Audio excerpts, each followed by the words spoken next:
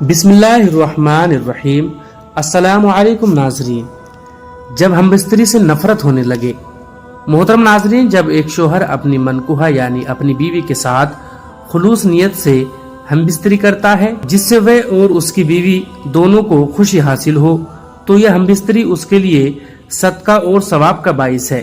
امام ابن قیم رضی اللہ عنہ فرماتے ہیں، حضور اکرم صلی اللہ علیہ وسلم نے اس علاج یعنی مجامعت یعنی ہم بستری کی خود تلقین فرمائی، اس کے استعمال کی ترغیب دی، اسے اجر و ثواب اور خیر کا باعث قرار دیا۔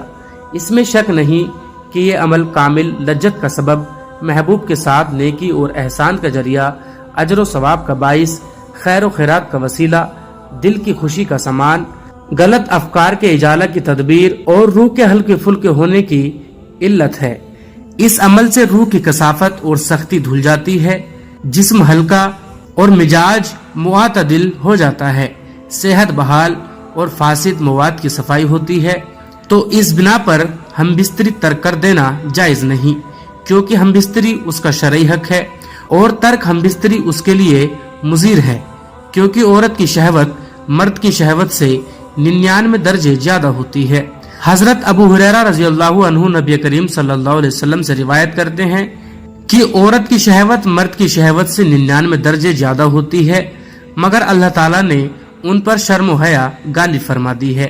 یہ طبعی شرم و حیا عورت کا جیور ہے اور اس کی خلقت و فطرت میں شامل ہے۔ اس طبعی حیا کی وجہ سے عورت آداب کی خوگر ہوتی ہے۔ اس کے برعکس شوہر اگر اپنی بیوی کو شرعی فعل کی دعوت دے یعنی ہم بستری کے لیے بلائے اور وہ اس سے انکار کرے تو بیوی گناہ کی مرتکب ہوگی۔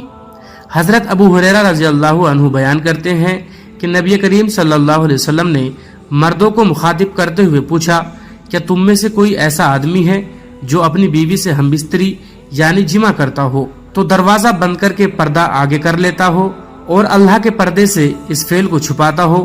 لوگوں نے جواب دیا، ہاں ایسے لوگ موجود ہیں۔ آپ صلی اللہ علیہ وسلم نے پھر سے پوچھا کہ کیا کوئی ایسا آدمی بھی ہے جو اسے جا کر دوسروں کے سامنے بیان کرتا ہے؟ یہ سن کر صحابہ کرام رضی اللہ عنہ خاموش ہو گئے، اور اس کے بعد آپ صلی اللہ علیہ وسلم عورتوں کی طرف مخاطب ہوئے اور ان سے پوچھا، کیا تم میں سے کوئی ایسی عورت ہے جو اپنے خاوند سے خلوت کی باتیں دوسری عورتوں سے بیان کرتی ہو؟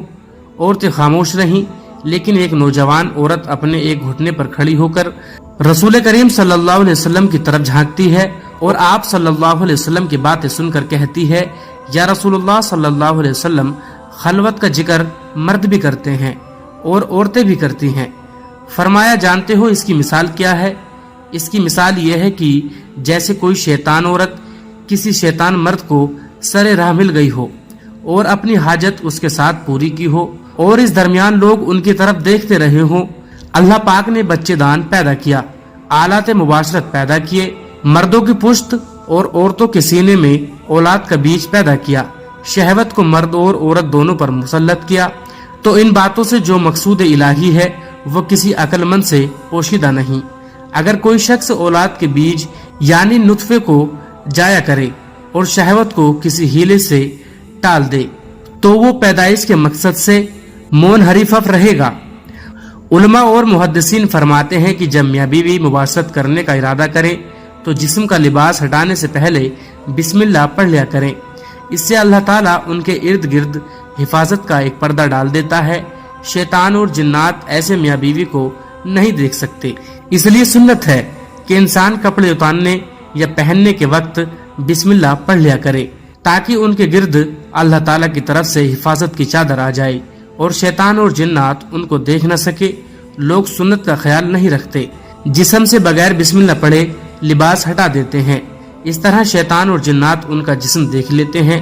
پھر لوگ کہتے ہیں کہ لڑکی کو جنات کا اثر ہو گیا ہے، فلاں انسان پر جنات کا اثر آ گیا اور شیطانی اثرات ہو گئے۔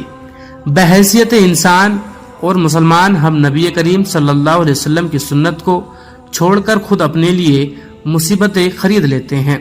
اس لیے میاں بیوی کو چاہیے کہ جب ملنے کا ارادہ کرے تو اپنے جسم سے کپڑے علیحدہ کرنے سے پہلے بسم اللہ ضرور پڑھ لیں، تاکہ ان کو آپس میں لیٹے ہوئے کوئی شیطان یا جنات نہ دیکھ سکے۔ بلکہ شریعت نے اس بات کی تعلیم دی ہے کہ اگر جسم سے اپنا لباس ہٹائے تو ایک ایسی بڑی چادر ہو جس کے اندر وہ دونوں ایک دوسرے سے ملے۔ اس بڑی چادر کی وجہ سے اللہ تعالیٰ ان کی ہونے والی اولاد میں حیا پیدا فرمائے گا۔ علماء اور محدثین فرماتے ہیں کہ جس میاں بیوی نے بھی اپنے اوپر بڑی چادر اوڑھنے کا اہتمام کیا تو اللہ تعالیٰ نے فطری طور پر ان کو شرمیلی اور حیا والی اولاد سے نوازا، جو کہ والدین کے لیے آنکھوں اور دل کے ٹھنڈک کا ذریعہ بنی۔ علماء حضرت یہ بھی فرماتے ہیں اگر میاں بیوی کے ملاپ سے اولاد کا نطفہ ٹھہر گیا مگر میاں بیوی کی اگلی نماز قضا ہو گئی تو ان کی اولاد فاسق رہے گی۔ لہٰذا یہ ایک ایسا معاملہ ہے جس میں مردوں اور عورتوں دونوں کی طرف سے عموماً کوتاہی ہو ہی جاتی ہے۔ میاں بیوی کی مقاربت کے بعد اگر اگلی نماز فجر کی ہے تو سستی کی وجہ سے قضا ہو گئی۔ ایسا بھی ہوتا ہے کہ میاں بیوی غسل کرنے میں سستی کر دیتے ہیں جس سے نماز قضا ہو جاتی ہے۔ محترم ناظرین، ایک بات نکتے کی یاد رکھنا کہ جب بھی میاں بیوی کے ملاپ کی وجہ سے ان کی اگلی نماز قضا ہوئی اور اس ملاپ کی وجہ سے ان کی اولاد ہو گئی تو اس اولاد کے اندر فسق و فجور آنے کا امکان بنا رہے گا۔ دلیل یہ دی جاتی ہے جب ماں نے ہی اس عمل کی وجہ سے اللہ کے حکم کو توڑ دیا تو پھر پھل بھی تو ایسا ہی ملنا ہے۔ لہٰذا جب بھی ایک دوسرے کے ساتھ ملے تو باہم ملنا شریعت کے مطابق ہونا چاہیے۔ مقاربت کی وجہ سے نماز قضا نہیں ہونی چاہیے۔ بے شرمی اور بے حیائی کا معاملہ نہ ہو بلکہ اللہ سے نیک اولاد کی تمنا ہو۔ جانوروں والا مسئلہ تو ہرگز نہیں ہونا چاہیے۔ اللہ پاک ان سب باتوں پر عمل کرنے کی توفیق عطا فرمائے، آمین۔ پیارے دوستو، اگر ویڈیو پسند آئی ہو تو ویڈیو کو شیئر ضرور کریں اور لائک ضرور کریں اور ہمارے چینل سلامی اسٹوڈیو کو سبسکرائب کرنا نہ بھولیں۔ ملتے ہیں آپ سے اگلی ویڈیو میں، تب تک کے لیے اپنا خیال رکھیں۔ اللہ حافظ۔